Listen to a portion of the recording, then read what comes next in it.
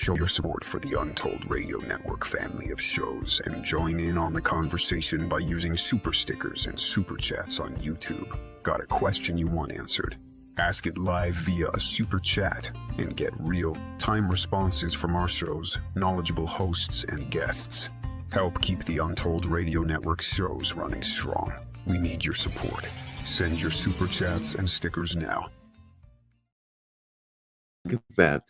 Gee whiz, ladies and gentlemen, welcome to episode 37. They know what they saw, Reich to Roswell. Now, I must state that this is not the Third Reich. This is Wilhelm Reich. Yes, it is. And we're having a look at all the noise around the 76th anniversary of Roswell that was occurring back in 1947. Mm-hmm. I mean, last week we did Bill Chalk Up. We did. And we looked at literally tens of stories that had come Bill's way about crash retrievals in Australia. Exactly. Most of them apocryphal, yes, unfortunately. Always. Some interesting hints there. Nothing absolutely positive. Never concrete, but but still alerting us to the fact that where there's smoke, there could be a possibility. We're going to go there to Roswell.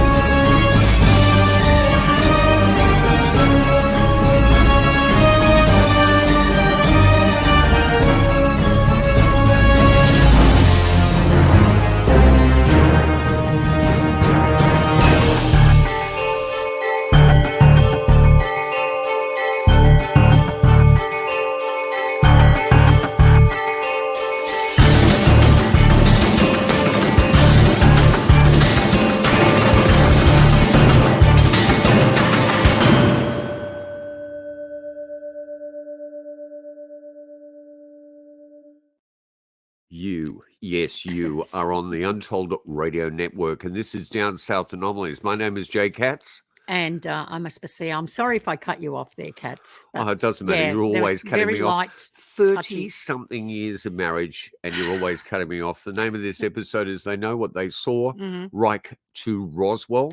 Yeah. We're going over to the States for the 76th Yep. anniversary of Roswell. Years. But let me tell you all that we are broadcasting from stolen land, part of the Gadigal people of the Eora Nation, and we want to acknowledge elders past, present, and emerging. Pay our respects every single episode to our profound and historic Indigenous culture. So, Reich to Roswell, Katz. Well, we've got to be careful here. So what we've done is just chosen a few interesting things that allude to the fact that Roswell was not just the only crash retrieval in that time. No. And we're talking about the late 40s. It was just so quickly after the end of the Second World War. It's out of control the in the nuclear Desert, bomb, wasn't it? Yeah, and things were just going down left, right, and center on a worldwide basis.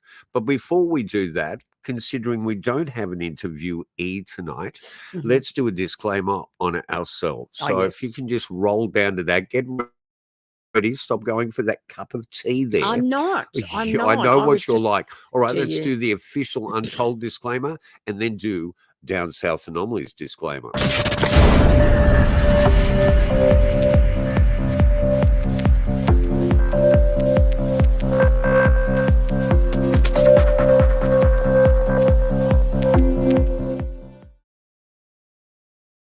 And, you know, oddly enough, we are its hosts.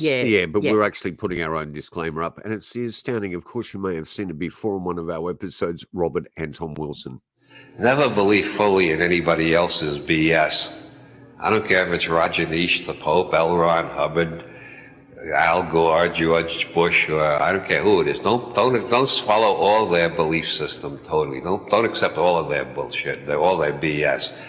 The second rule is like unto the first. Don't believe totally in your own BS, which means that, as Bucky Fuller said, the universe consists of non-simultaneously apprehended events. Non-simultaneously. The universe consists of non-simultaneously apprehended events, which means any belief system or reality tunnel you've got right now is going to have to be revised and updated as you continue to apprehend new events later in time, not simultaneously. This is the natural functioning of the human brain. It's the way children's brains perform before they're wrecked by the school system. It's the way the minds of all great scientists and artists work. But once you have a belief system, everything that comes in either gets ignored if it doesn't fit the belief system, or it gets distorted enough so that it can fit into the belief system. You got to be continually revising your map of the world.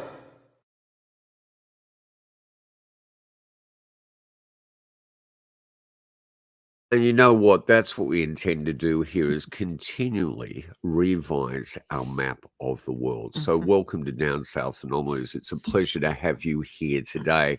This will be broadcast on July the 8th. Yes. In Australia. In Australia, yeah. It's going to We're air always on the a day 7th. ahead of you guys. But July the 8th, to me, signifies the anniversary of Roswell, because it was the day that the newspaper went out at the Roswell Daily Record. Yeah. And again, Aspasia, Yes, as Jane. we've said many times, the RAAF were the ones that released this. Yes, this wasn't somebody coming out, whistle blowing or, dobbing them in. It was they sat down, a bunch of them sat down and decided to put this story out. To what end, I don't know. But, and they gave it to Lieutenant Colonel Holt, yes, who was the base's press officer. Yes. And he was the one that was wrote his job. that. Yep. And posthumously, on his death, his daughter, who is part of the International UFO Museum there at Roswell, correct me if I'm wrong, has actually stated that Holt spoke to her off the record, might have even left an affidavit stating that he was actually a witness to the craft and the bodies. Yep.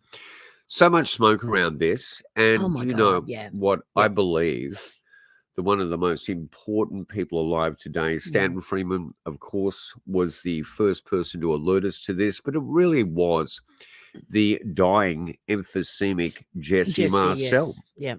And we'll have a look at Jesse there. Jesse appeared in the first episode of the 5th season of In Search Of, starring Leonard Nimoy as the host. Unfortunately, the beautiful Rod Serling was slated to be the host, but died the year pre-production on that series.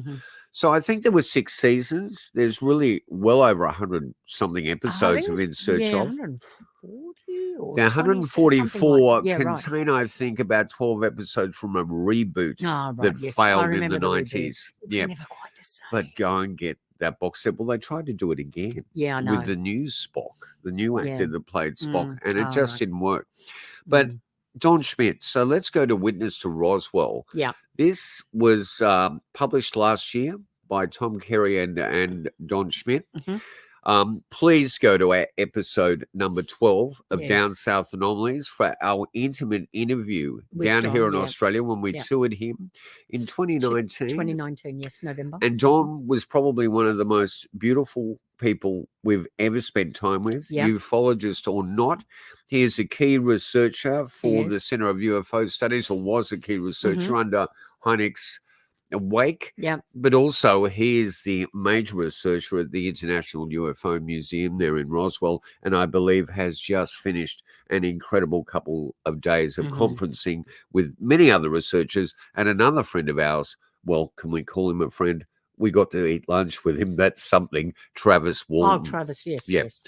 So, well, he doesn't eat lunch with just anyone, you know.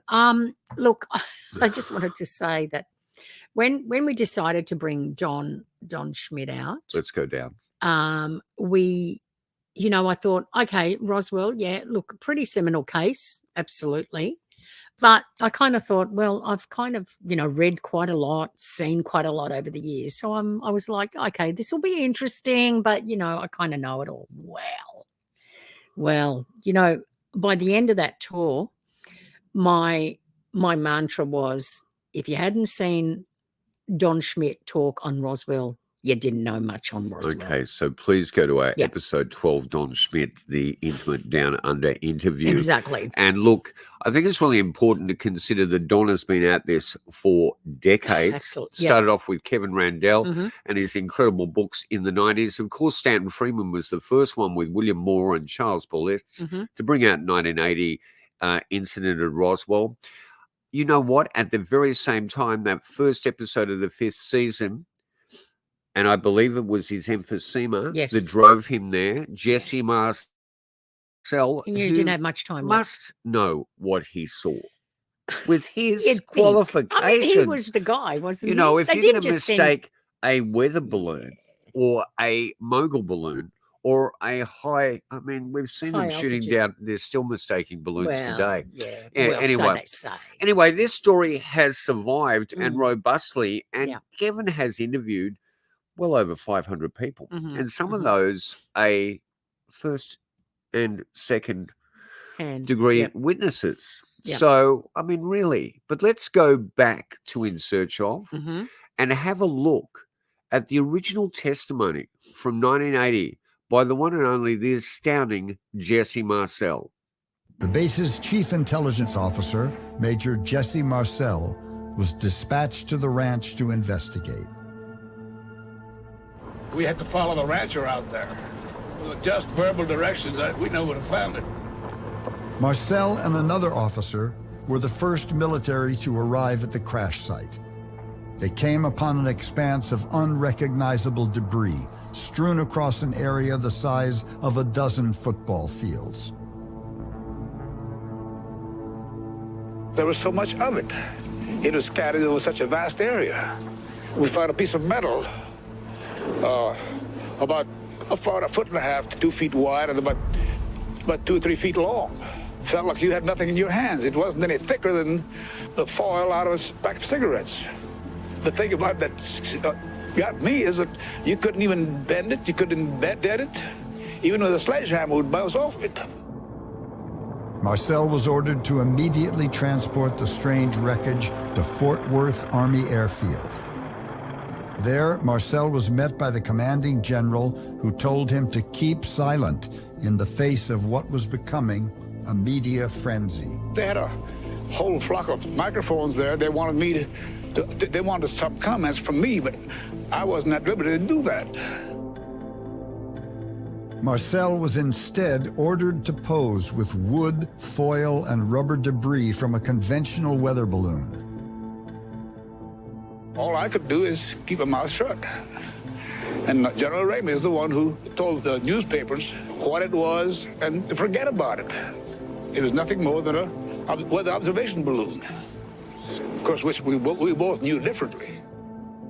Colonel Thomas DuBose, who was also ordered to pose with the fake debris, describes how an iron curtain of secrecy slammed down. This is the highest priority you could exhibit, and you will say nothing. More than top secret, as he said it. Beyond that, this is the story we're going to tell the public. It was a cover story, the balloon part of it. In order, we don't have any more inquiries about what we picked up on the desert.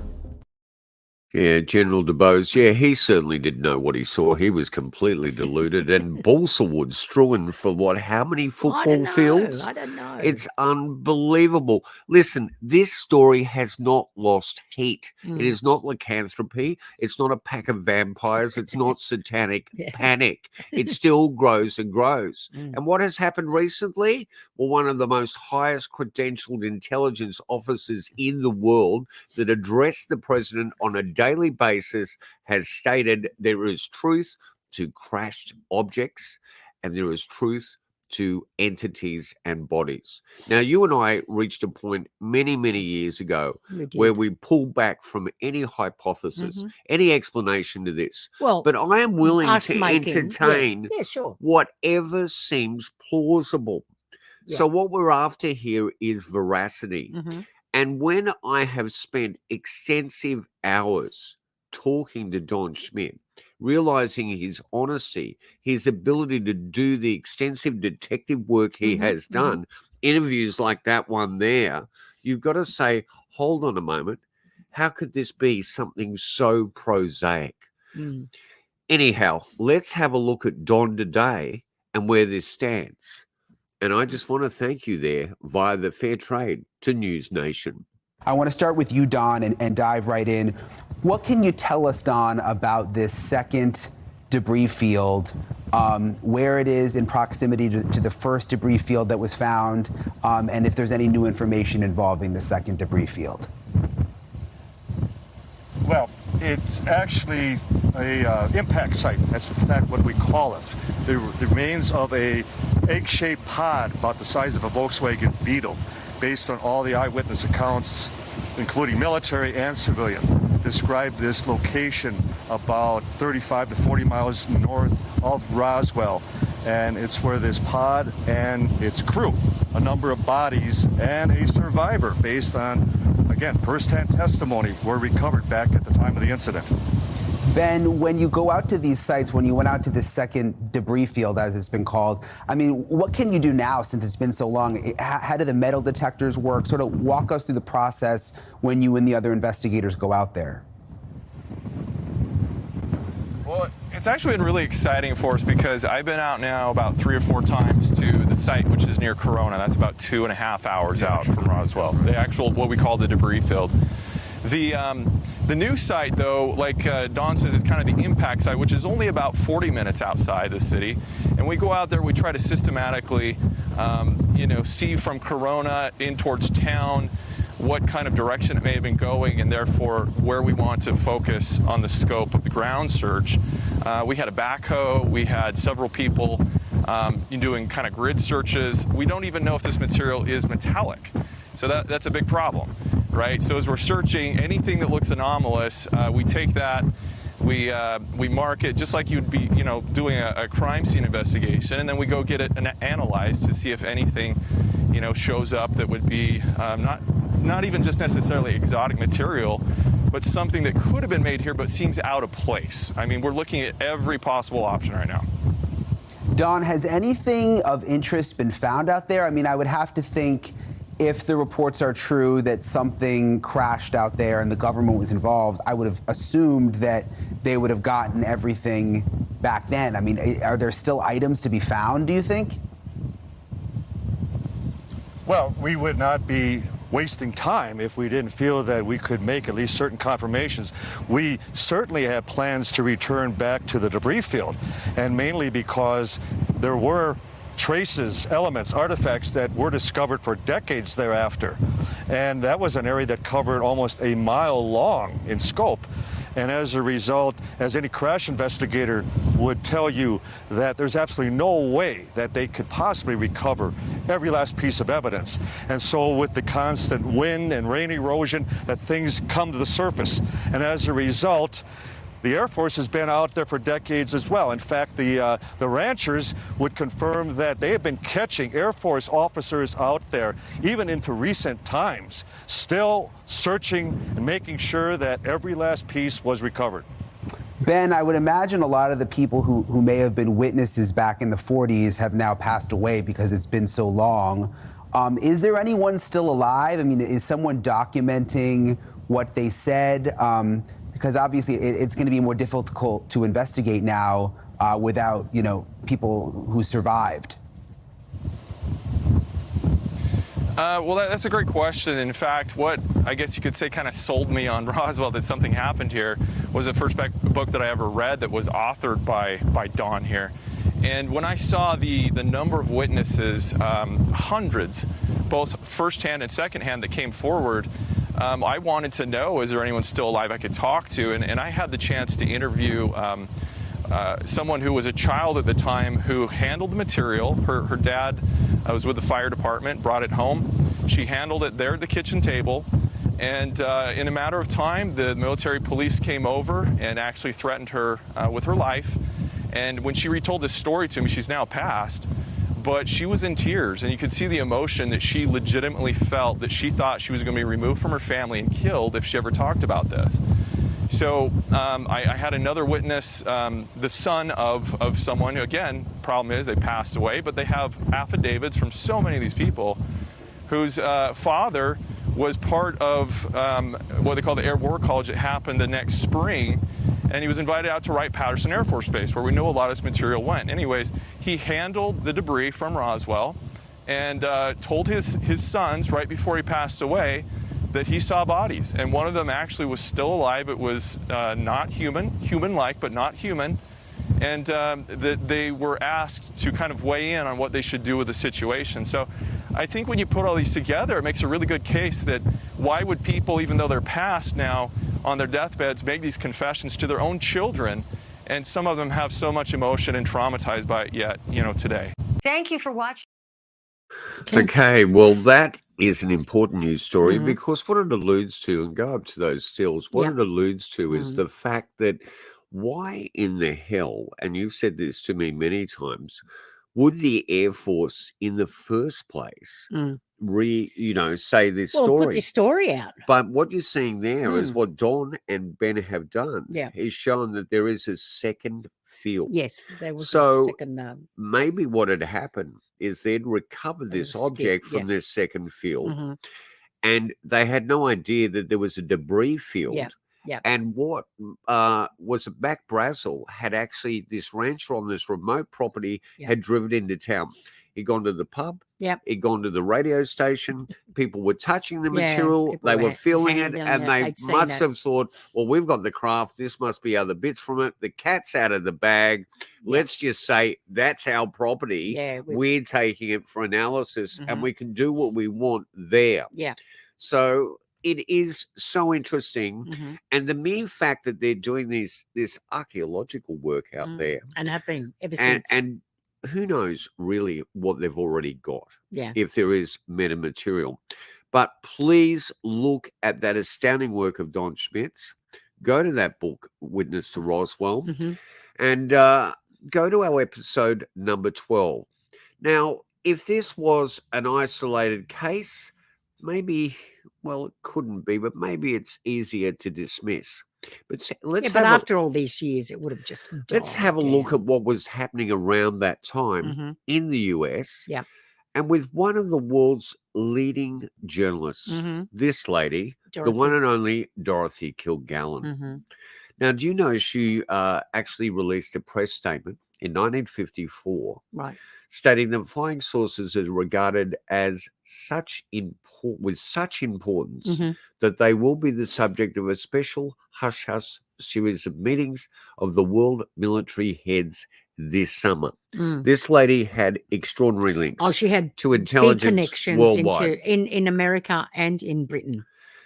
She was writing for her publication there in New York City, and for since 1950 till her death in 65, she was regarded as one of the most astounding journalists you could ever come across. Her columns were syndicated to literally hundreds of other newspapers. So I'd say there was some veracity to her claims. 1955, Kilgallen was talking about a crashed saucer incident in Great Britain during World War II. She also alluded to a Swedish and Finnish crash, and she alluded to a memo to Lyndon Johnson about a technology that would be used to assist in mind control and cloud busting. Wow. And that was quite possibly the work of Wilhelm Reich. And Reich died behind bars. Yes, he did. Massive amount of books incinerated. But let's have a look. Let's just slip down here to the next image. And this image is basically, you can read this. This is an investigation as sources alluding, basically stating what Kilgallen was talking about. And that's May 23rd, 1955. Go online, do some more research around this. It is fascinating. There's another document underneath. Bring that up as well. And so this was not in isolation. She also spoke about a manor in Britain that's become part of a very controversial Ancient Aliens episode. And it looks basically like a country manor, but it is in Wiltshire, which was a prime window of high strangeness. and it looks like it was the epicenter of British UFO research. And Prince Philip was in there, boots and all. Her column was called The Voice of Broadway, and it was for the New York Journal, The American, that she wrote until her death. She was also a panelist for 15 years on the syndicated TV series called What's My Line? Yep. She died after being the person on the panel that got everyone's identity in that program that night. Yep. And when they went back and checked her blood alcohol levels, the amount of barbiturates in her body were enough to take out a few elephants, evidently. But she was as clear as a bell on that program that night. You can see it. You can actually go onto YouTube and have a look at that. Have a look at her. So Dorothy Kilgallen is not forgotten. Mark Shaw and numerous other journalists are now releasing incredibly compelling books. Yeah.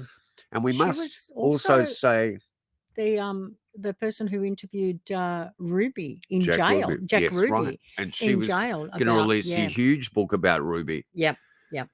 Was she a friend of Marilyn's? Yes, she was. And there's another link there to Marilyn, which is, I don't know whether it's apocryphal. Yeah. Nick Redfern has spoken about it extensively in a couple of his books. Everything's but there's a connected. link there to Marilyn possibly witnessing or at least hearing tales, and ended up in her little red book of Pillow the Daily Talk. Answers with the Kennedys about technology and bodies of entities. Yeah. So please do some research into the late, She great, was a fascinating astounding woman, that Dorothy. Absolutely. Yep. And at one stage there was only one biography by Lee Israel, but now there are numerous books about Dorothy as people step back and realize just what an incredible writer and journalist and investigator she was. And it was really difficult for her to hide her persona. Most journalists doing extensive investigative work, especially around Ruby, would keep that to herself. But she couldn't even walk into a court without the judge wanting an autograph. That's very, how very famous she was. Yeah. But at the same time, a very interesting gentleman that had heralded from Germany and was one of the first analysts employed by Sigmund Freud, entered into the US and set up a very controversial academy, the Academy of Organon. Yes. And I think that was in Maine. Now, Wilhelm Reich wrote some astounding books that got him into deep, deep trouble. Big trouble. But he'd also been known for this concept of orgon, the deadly orgon and the positive orgon. And what we're looking at there is one of Reich's early cloud busting techniques, utilizing going into the etheric flow. Yeah. Now, orgon is like Oliver Lodge's notion of the ether. Yes. It's a living life force. He created the notion of the bion, and it affects things in a positive or negative way. There's a lot of people today that still utilize all of Reich's teaching and still do very astounding work. Yep. Let's have a look at some of these other cloud busters. The most fascinating machines. That one was. Is that the Black Widow? No. You'll get to the Black Widow. Okay, yeah. We'll get to that in a moment. I love the names. But you can see the very first one there is Yeah. so. I Oh, hang mean, on. that first one is so deco. Just get us back up to that. Yeah, The design is so deco. Very isn't deco, it beautiful? yeah. All right, let's go to the third image of Reich and the Cloud Buster. Yeah. And of course, Reich at one stage said he was actually conducting a battle with his son and his daughter in the desert around Eva. Maine. Her name was Eva, wasn't it? Yes. And it was a battle with UFOs that were basically these incredible Sky critters, didn't they? Well, sky critters, Yeah. were they deadly Well, who orgon? knows? And here's evidently the book. Go down. The book that actually caused the whole. That was the book they wanted to destroy, supposedly. Why? But that was Contact not. with space? That was not What does the that mean? book Yeah. that they destroyed. They No. destroyed evidently hundreds of books. All the his largest books. mass fire. All his books. And it was books like this. Wow, the psychology of fascism, you know? Yeah. Keep Why would moving they down. why would they worry about psychology. Well, of it was fascism, all but about one of his colleagues that had actually they're a brought bunch of over fascists. over the border Yeah. this machine, Ah, the yes, Orgon accumulator. Yep. And yep. at that stage, the Orgon accumulator, evidently Reich had done free trials on people and was utilizing this accumulator to actually, remove cancers, supposedly, Yeah, all kinds sorts of of things, things. yeah. And, you might laugh at it, but there are lots of credentialed, People that swear by high-profile it. people I from know. William Burroughs, Sure. Brian Geisen, Mhm. that all owned an accumulator. I Yeah. think, Back in the day. well, who was our crazy American writer that ended up in that battle with Rip Torn? That film where they fought each other. Oh, He hang on. ended up owning an What's his accumulator. He was name? writing for the Village Starts Voice. with an M.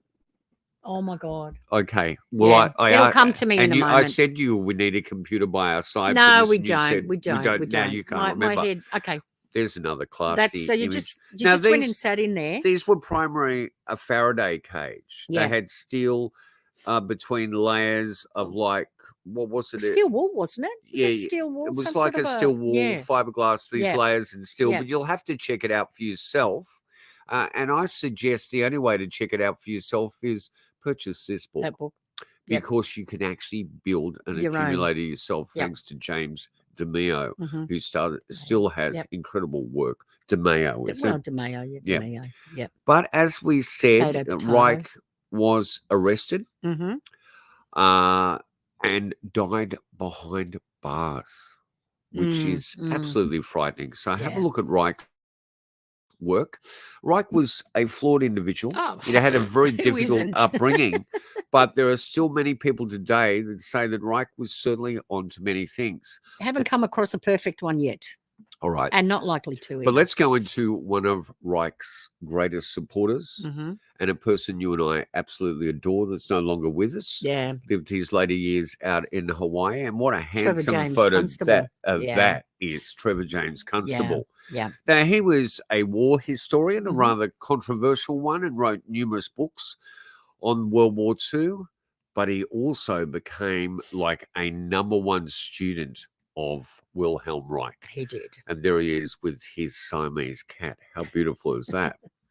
Yeah. Now, he used to take his children into the Mojave Desert Yeah. and other places around the US Mhm. and train them from a very early age to actually see the Orgon, the deadly space critters. And so let's have a look at some of the photographs.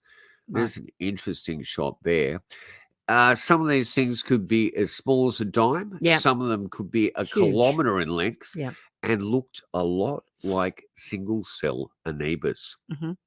And believe it or not, Aspasia, Yes. Jay. you that's a- love the recent film from the US Oh, called I Nope. did. I did love that film. And you know what it does? So that's photography of. And there's yeah. Trevor James evidently down there, Mhm. standing in the midst Yep. of like this array of these living space critters or UFOs Yeah. or organon. So that's supposed to be deadly orgone, Yes, yeah. a negative. Yeah, let's have a force. look at Trevor James firing on them to Mhm. eradicate them like Reich was Yeah. doing with his children. And here's an interesting image of deadly organ Mhm. appearing above. So that's that blob there in the right Yes, hand of course, corner. of Yeah, course. top right hand corner. Okay, let's have a look at one appearing over the contactee site of Giant Rock Wow. during election there. Wow. Now, here's another one which is so fascinating from Argentina in the 50s. Mhm. And if you actually look at this, it is actually really causing a kerfuffle with the environment, the pasture around it. Right. Let's have a look at some of the devices that the astounding Trevor James Constable used as his orgon cannons. Wow, look at this Here's a right now. little bit more. Let's take this Yeah. in here. He gets very fancy with He these does. things. He does. Gun Oh, car. I love the one on the car. Yeah, so Yeah. beautiful. So with this, Trevor James was actually creating rain, wasn't he? With these things, Also as well. he was And so- dispersing the clouds, or he was bringing them together to make rain. That's right. And Yeah. so this is not technology operated by any power source. No. It's basically breaking into the etheric flow Yeah. is what they called it. And so you can reverse the flow or push it forward. So what Trevor James did, he worked for the military at one stage. He would have them mounted on patrol boats. Yep. And so if you go up on YouTube and you punch in Here's the weather Orgon cannon. engineering on the high seas, Yeah, that's an amazing. you will see one of the most humorous, incredible, absolutely precise documentaries on what could be an astounding possibility that's been overlooked by mankind, and It's him also making rain. mentioned in a memo to Lyndon Johnson by Dorothy Kilgallen. Now, I don't know if this is Eva early in the piece, but as you can see, Orgon was not limited to outside. Oh, You right, can it's in the actually house. see Right, okay, yeah. that Orgon blob behind her there. And so if you're curious about Trevor James Constable, some of you may know him back to front. Let's start with his first books, and you can still find them secondhand out there, and they are such a worthy read. They Live in the Skies, Cosmic Pulse, which The is Cosmic Pulse of Life. astounding. Yeah. I love that title. Yeah, it's so beautiful. And Sky Creatures, Living UFOs. And Oh, God, of course, the very last book, which we don't own, but I've got to get that. Hidden History, Rain Engineering, and UFO Reality, the best of Trevor James Constable. So I think what we'll do is we'll actually swing up now, as per se, to our moving images. Yeah. And of which we've got a little piece that comes from an astounding independent documentary by William Gordon Allen. Now, you can look at this documentary all over the net for free. It's called Overlords of the UFO. It's a great doco. And I really suggest that this might have been one of the documentaries given for research purposes when they were actually getting together the script for Nope. Yeah, for sure. Other more incredible things are happening. During a single year, for instance, nearly 10,000 head of farmers' livestock have been mutilated in an area from Texas to eastern Oregon and Washington. Police and agricultural scientists alike are helpless. No flying predator exists which mutilates an animal's tender parts or swallows it up completely, leaving behind a bare skeleton. UFOs can be blamed, says the University of Wyoming student newspaper. There is now striking evidence that the cause is not a configurated UFO spacecraft, but what is mistaken for a UFO is something just as new to science. Invisible flying predators, which can be photographed with the aid of an ultraviolet filter 18A and Ectacolor film. This was first accomplished by Trevor James Constable, a UFO researcher for a quarter of a century. Constable, in Southern California, builds equipment which gathers orgone energy, or etheric or biological energy. Years ago, he noted that his energy-gathering devices attracted invisible critters. He also photographed them at 35,000 feet through an ultraviolet filter near a commercial jet. They were invisible to the pilot. This is an artist's drawing by Don Dixon of one of the frames of the research camera's film showing the invisible flying critter. Apparently, the predator sought by farmers and county sheriffs nationwide is the animal killer. The invisible flying predator. There seems no other explanation of what has happened to the thousands of mutilated animals. Once again, a new scientific door is opened, and through it we see invisible animals which can fly by degravitating themselves and which seem to live off the biological energy of other land-bound animals.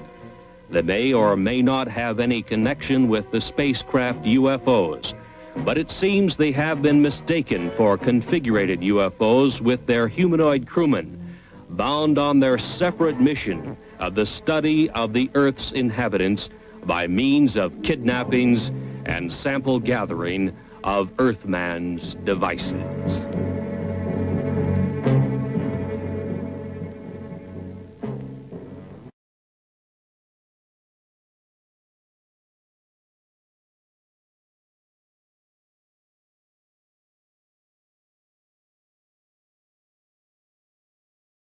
drop in a okay. minute. There we are. Yeah. Okay. Can you get rid of that? You've sorry, given us a darling. peek Yeah, into a world that we sorry. should have looked at just yet.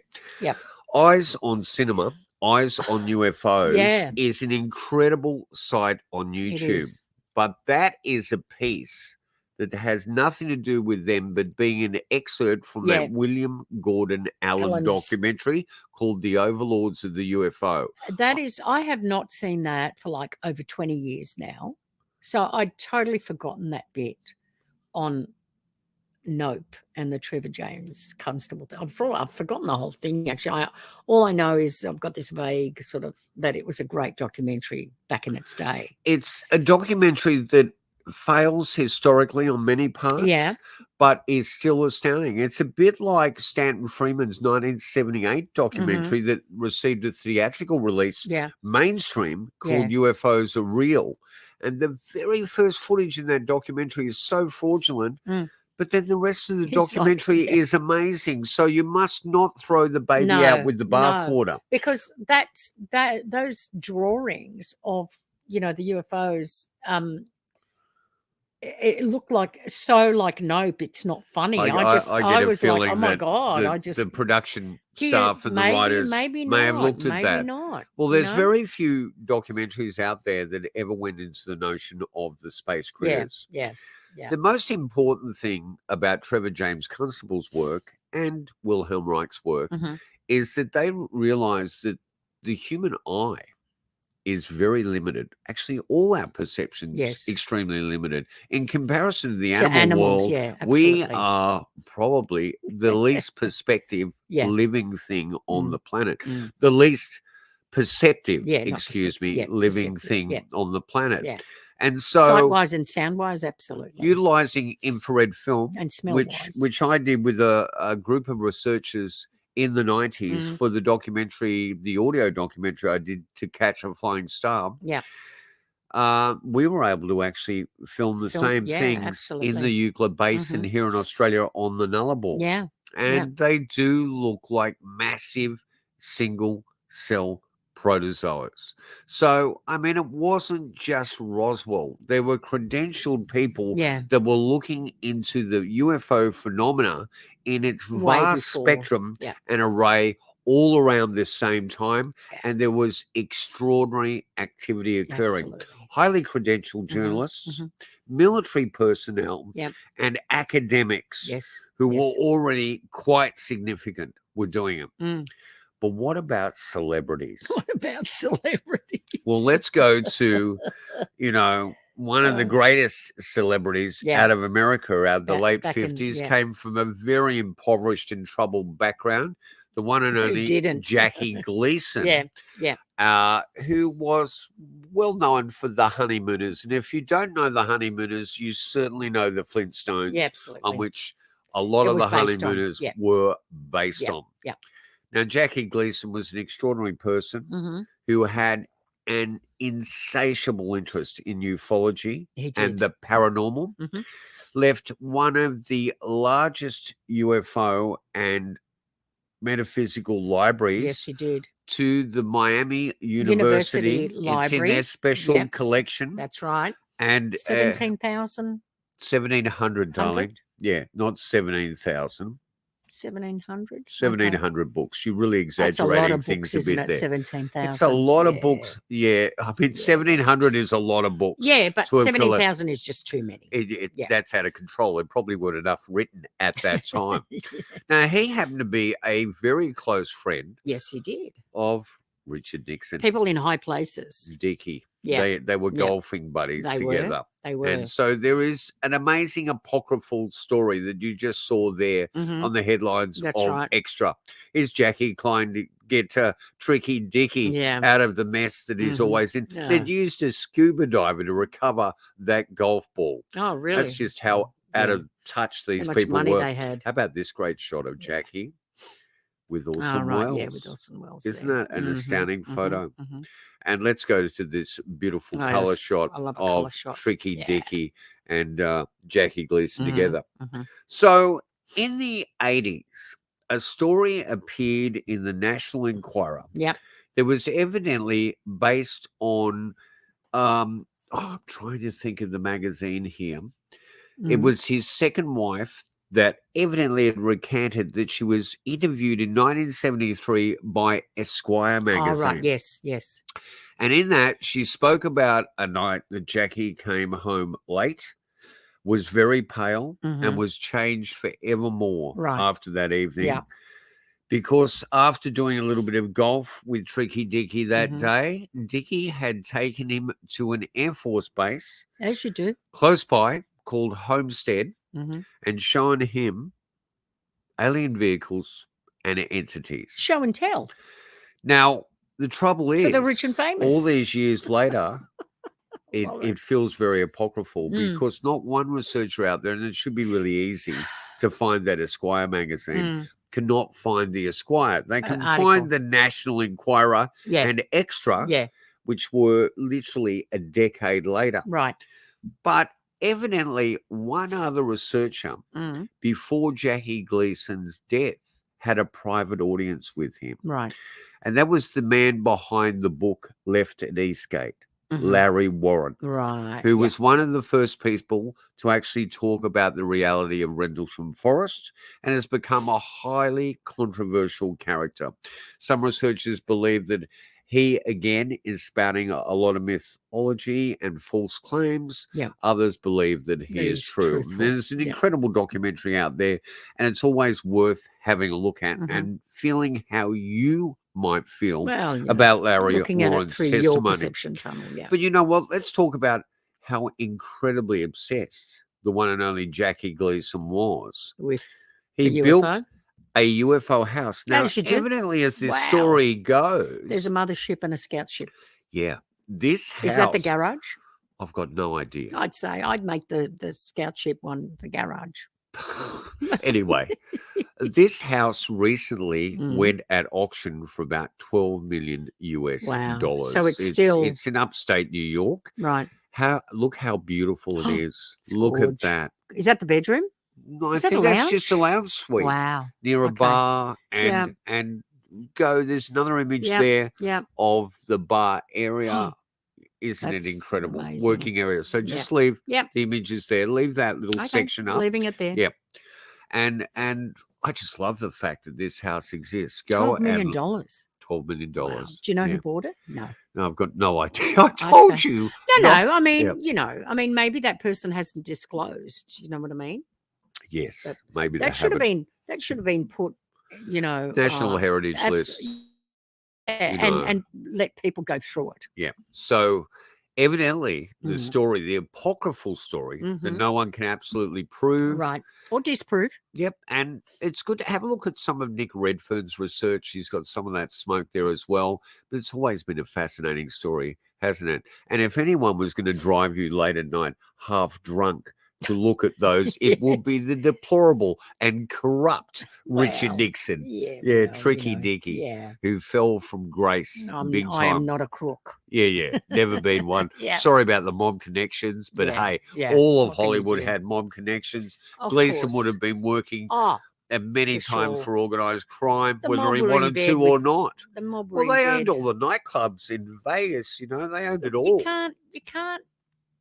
can't be mob and be doing stuff if the Well, government. Mr. Warmth has always stated Yeah, that that's Don Rickles. he Mr. was so Warmth. much happier working for the mob than Well, he they was looked when after they him. disappeared As years long as later. you don't, upset them.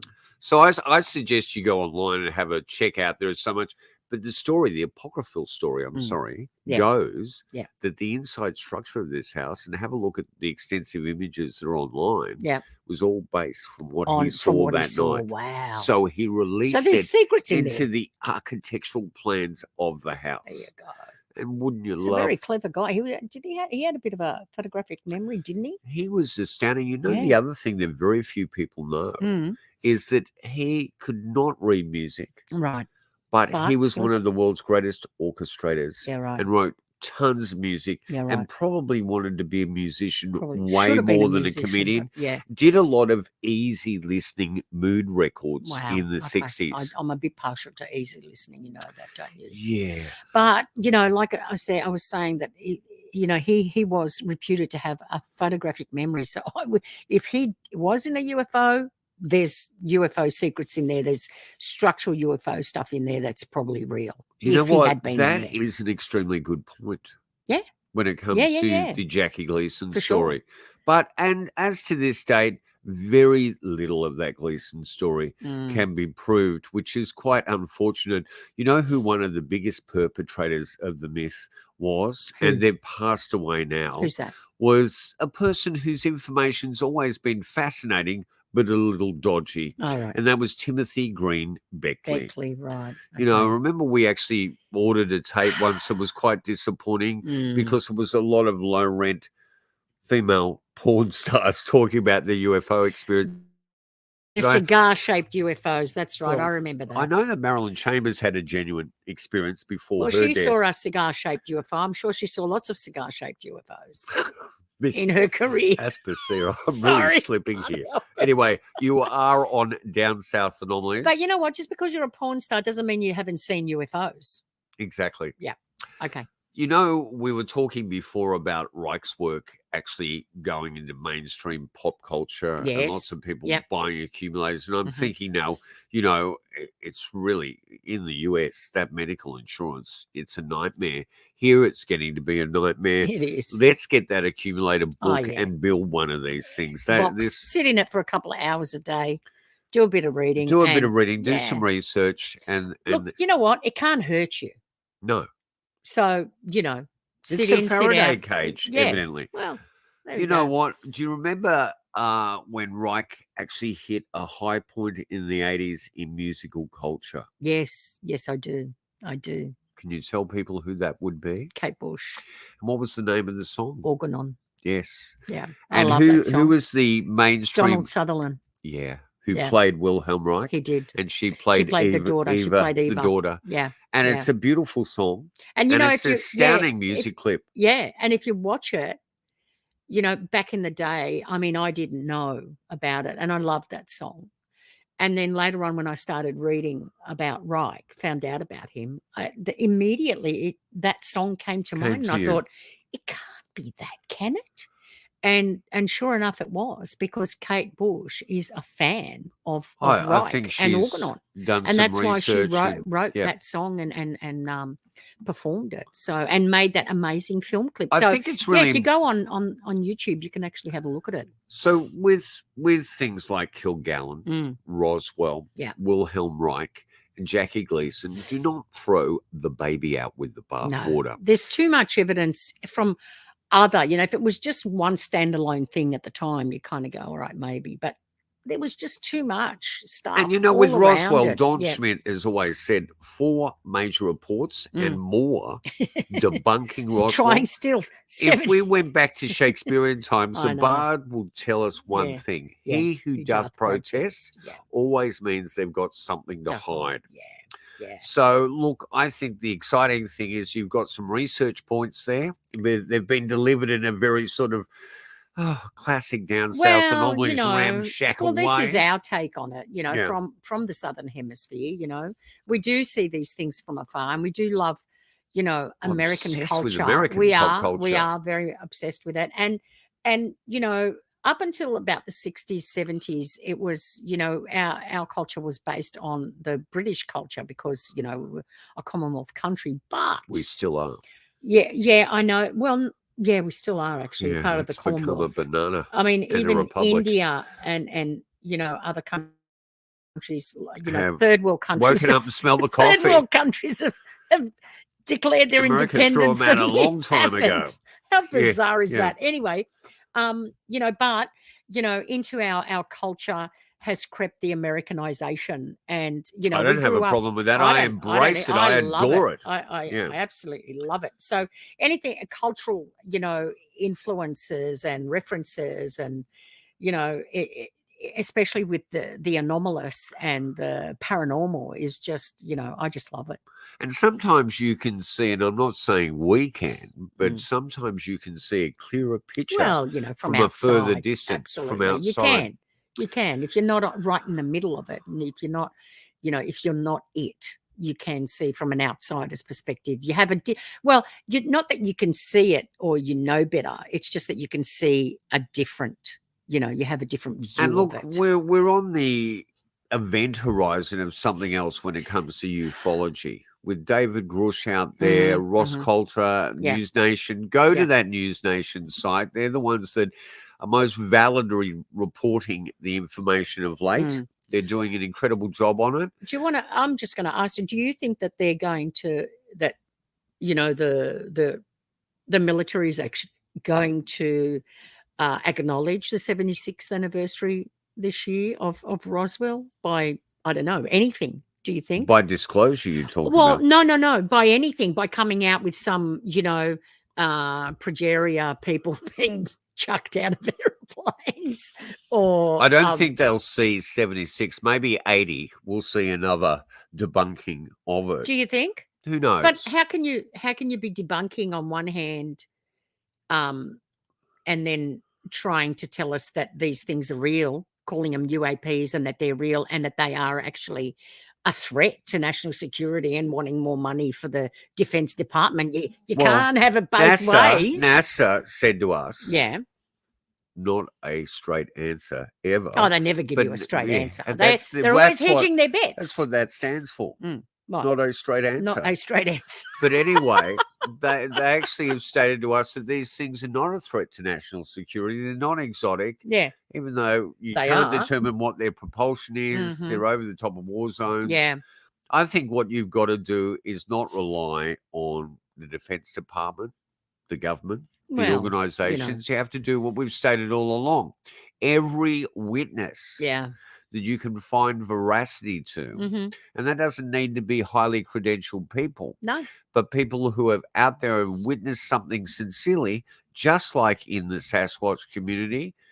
They are your little window into disclosure. It's disclosure by increments, tiny little increments. And why shouldn't it be a much more profoundly mysterious world than ever? We had an incident where we were discussing the desperation of us to find Carl Jung's book on synchronicity because we've had so many synchronous moments. God. And then, seriously, literally hours later, you found a day later. You found that in the garbage bin. I found it in the garbage, in a recycling bin. Not even in a secondhand bookshop. No, in the recycling bin. How much synchronicity was involved in finding synchronicity? But here's the reality of the synchronicity with me, don't you? Yes. I put it out there. Yeah, you've always done that. Always done it. I put it out there, and sure enough, it lands right in front of me.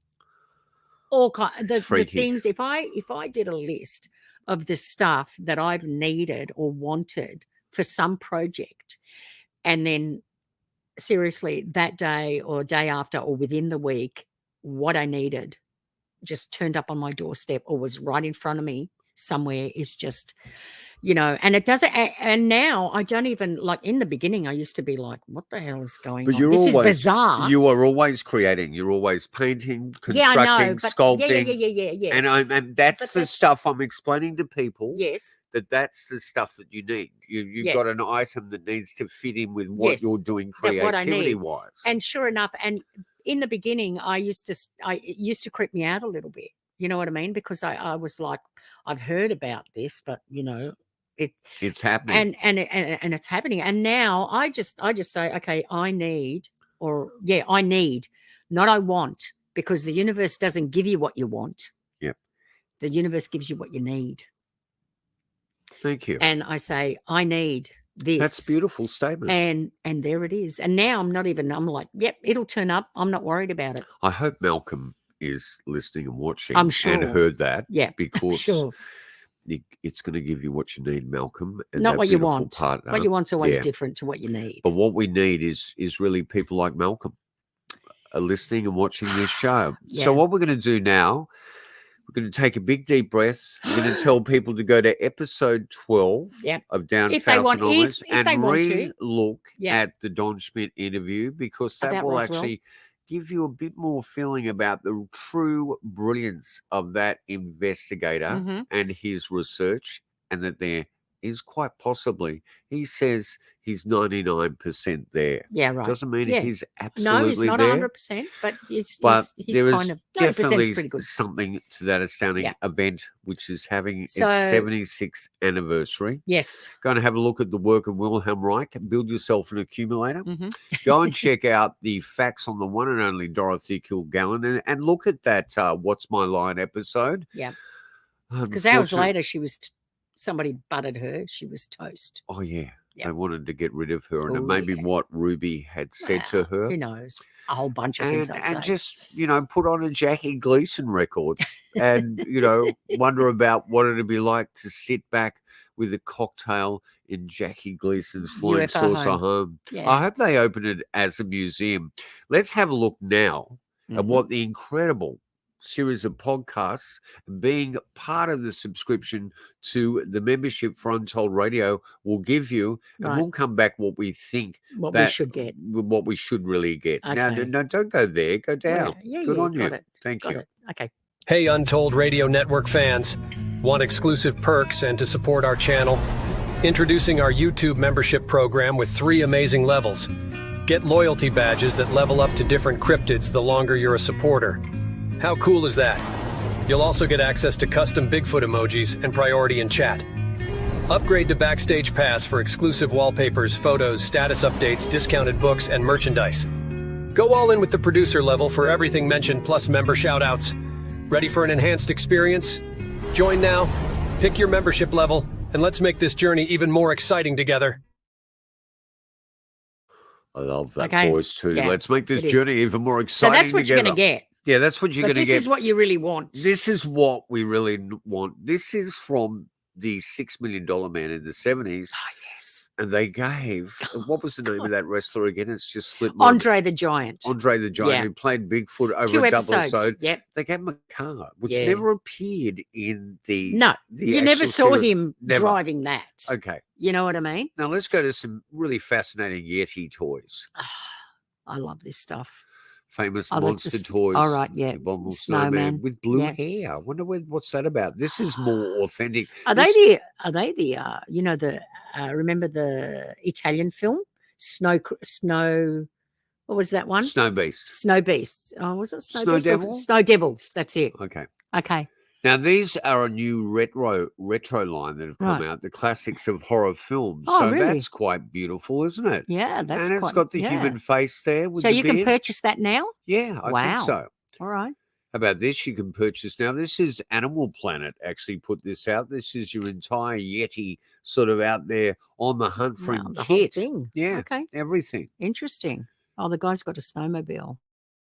Yeah, Loving that. this looks good Might get- too. oh, The G.I. G.I. Joe. Joe Air Adventures Search for Sasquatch. Wow. But here's the one. I want the budget pack. I don't need that big sort of, look at What's that, that? just trapped in there in the box. Sasquatch. That is fantastic, isn't it? It But here's is. the ultimate one that you and I need. Oh, Oh, yes. It's How a robot. beautiful. It's a remote a tin? control. It's a tin robot? Yeah, I think so. Yeah, That one wow, is okay. definitely from the 60s. Yeah. Yeah. Battery operated. Yeah, Wow. inspired Okay. by Edmund Hillary. Oh, All right. Well, there that's you what we go. should get. But That's you what know we should what? get, There's but that's great not what we're stuff gonna coming get. from I Untold know, Radio. I know. Incredible stuff. So I think what you do is punch us up to, we're going to end here. Yeah, we are. I want to That's thank enough. you for being part of this episode. We had a lot of stuff. We were gonna do it. We were going to do an interview, but then we went, oh my God, it is the 76th anniversary of Roswell. We can't let Roswell We've got go to make by. mention of it. Just haven't we? like we're not going to be able to let JFK go by No. because it's actually the 60th Yes. anniversary this year Yeah. in November. And we created the 22nd. Carousel Club, Yes, didn't we we? did. On You the played 50th. Dorothy I Kilgallen. did play Dorothy Kilgallen. You had a I microphone did. farm in front of you. Yeah, I did. But anyway, yeah, so that's a big one for us this year because every year we do JFK because that's one of our Fascinating. things. Absolutely. Well, believe that it we or love not, looking at. my sister Mm. and the brother-in-law Yeah. are going over to the States. Apparently to Yeah. to do To stuff work with on- JFK's Robert Kennedy Jr. Is yeah, that right? on Yeah, his campaign on for his campaign. presidency. Yeah, maybe we'll get an Okay. interview in there. They haven't got for enough Untold people Radio. there, but anyway. All right. Well, thank you for tuning in to Yes. episode 37. We love and appreciate all of you. They know what they saw. Yes. And we must remember that. I mean, Jesse Marcel was no idiot. I just get really a little bit weirded out by people who were like, who weren't there, didn't see it, but can tell someone what they saw. You know what I mean? It's like, how does that work? Everyone knows when something odd has come into their wake. Look, I don't. There are misidentifications. Absolutely, I don't think that hoaxes. sometimes people misidentify stuff for sure. Yeah. But you don't have to be so adamant about it. Oh, no, you can't possibly have it. It's let them be. Let people of course. be. We've all got our different perceptions, spiritualism, religious notions, agnostic notions. Yeah, absolutely. Just Anyway. Let life be. Just let everybody be. All right. Just be. Sounds like a Beatles song. Really does. We'll have let to it do be. a new arrangement to that, won't we? All right. We'll be back next hardcore week. industrial with arrangement. Another, who knows what we'll be doing You've next been with week. Jay Katz and Aspis here on Down South Anomalies, Anomalies. part of the extraordinary, thank you, Doug and Alex, Untold Radio Network.